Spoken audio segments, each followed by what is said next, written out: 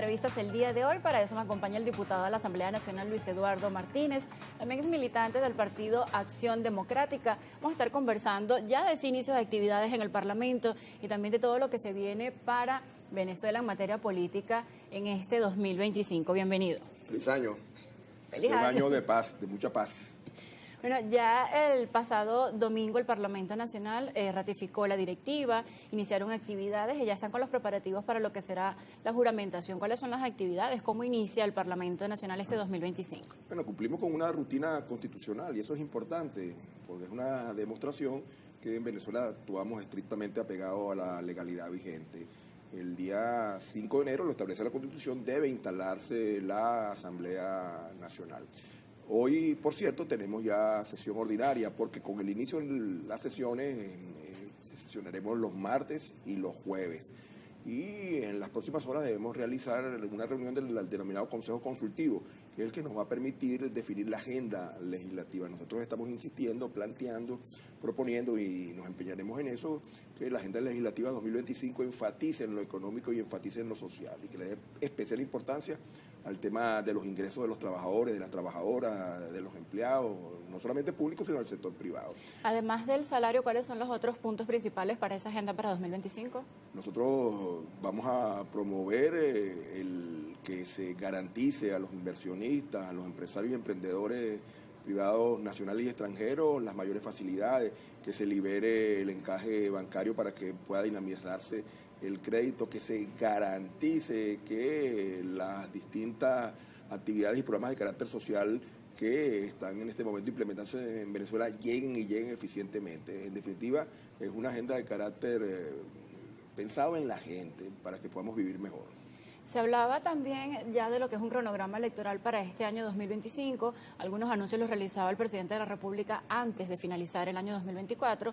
Hablaba de hacer las elecciones por separado, hablaba de un cronograma, de diferentes iniciativas que tienen que ver con el tema electoral, pero desde el Parlamento Nacional quedó abierto un debate para la reforma de algunas leyes que tienen que ver con todo este tema de las elecciones en nuestro país. ¿Cómo se va a retomar este tema? ¿En qué punto quedaron?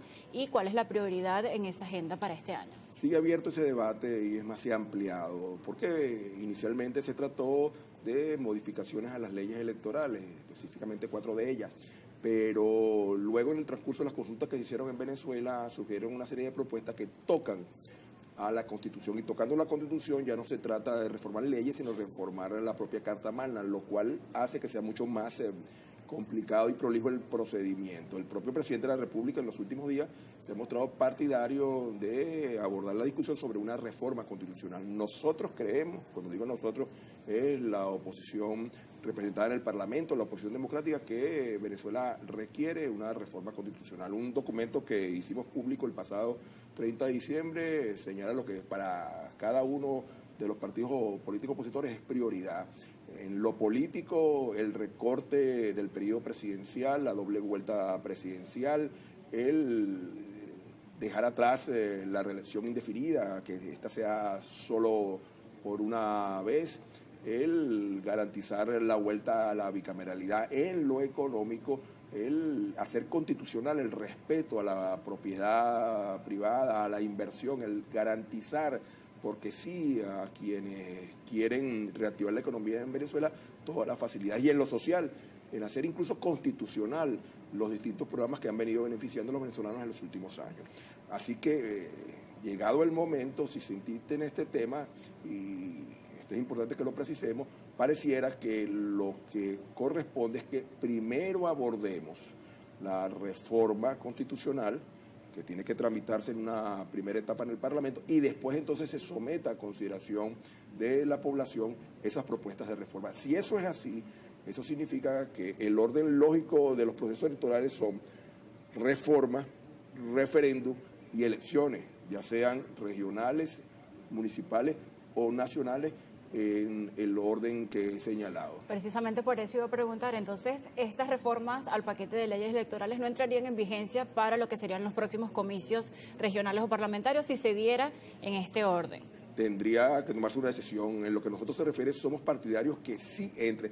Eso significa que reformas de esa naturaleza nos distanciarían 6 meses, de acuerdo a lo que plantea la Ley Orgánica de Procesos Electorales, de cualquier elección, sea regional, municipal o nacional, en este caso del Parlamento, si afectan la estructura de esos cuerpos. El caso, por ejemplo, de la bicameralidad, que hemos venido insistiendo, volver a la Cámara del Senado y de Diputados, lo cual le daría una mayor oportunidad a las regiones, toca lo que es la estructura del Parlamento. Por tal, no tiene ningún sentido que se hagan unas elecciones de Asamblea Nacional si es posible que tenga que cambiarse la estructura y el sistema electoral. El pasar a un régimen de paridad de género en los órganos deliberantes, que también es un tema constitucional, obliga también a esperar que se produzca la reforma. No hay materia decidida en este aspecto. Hay discusiones, hasta ahora son preliminares, pero reitero, para nosotros es fundamental una reforma que toque al Estado y que toque lo que son principios políticos que en este momento en Venezuela no contribuyen en nada a la reconciliación y a la paz. Usted milita en el Partido de Acción Democrática, también habla como representante de la oposición, pero en este momento se siente como algo en la opinión pública de que la voz de la oposición está un poco apagada y se siente solamente el oficialismo, una oposición calificada por el oficialismo como extrema, y hay una oposición que está allí en el centro que quizás no tiene una voz tan fuerte, tan notoria en este escenario político que vive el país en este momento, luego del 28 de julio y con la juramentación del presidente reelecto Nicolás Maduro. ¿Qué pasa con esa percepción que tienen algunos ciudadanos de que la oposición, quizás un poco más centrada, no tiene una voz tan fuerte en este momento? Esa crítica que nos hace, pues yo la tomo como tal, es positiva, y es positiva porque ratifica lo que varios de los que integramos la oposición democrática de Venezuela coincidimos, que es necesario que le vemos nuestras voces para que planteamientos que son hechos en favor de la paz y la reconciliación tengan la oportunidad de que los venezolanos los escuchen y los compartan en medio de dos extremos que han radicalizado las posiciones. Lamentablemente, cuando hay extremos que se enfrentan, quienes nos ubicamos en posiciones moderadas no tenemos tanta oportunidad de ser escuchados, pero el único camino que tiene Venezuela para vivir en paz, progresar y prosperar económicamente es el de la reconciliación, el entendimiento y los consensos. Sé que en estas horas no suena atractivo para muchos cuando atizan la confrontación y los odios, pero no tenemos alternativa distinta a entendernos, consensuarnos, negociar incluso para que a partir de la semana que viene podamos trabajar juntos por Venezuela.